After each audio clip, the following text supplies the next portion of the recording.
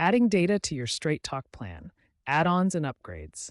Running low on data, Straight Talk offers two main ways to get more: add-ons and plan upgrades. First, add-ons let you buy a specific amount of extra data, like 1 gigabytes for $5, directly through the Straight Talk app or website.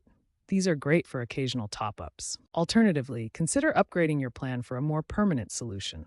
For example, you might switch to an unlimited plan with more high-speed data. Upgrades are managed online or via customer service and billed on a prorated basis. Choose the method that best fits your data needs and usage habits. To buy an add-on, log in to the Straight Talk app or website.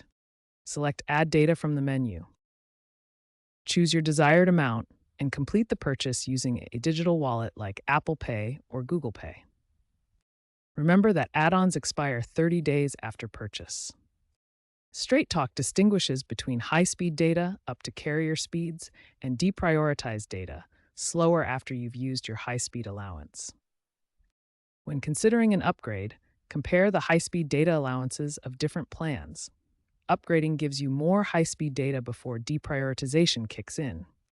Enable auto-renewal to ensure you never run out of data unexpectedly.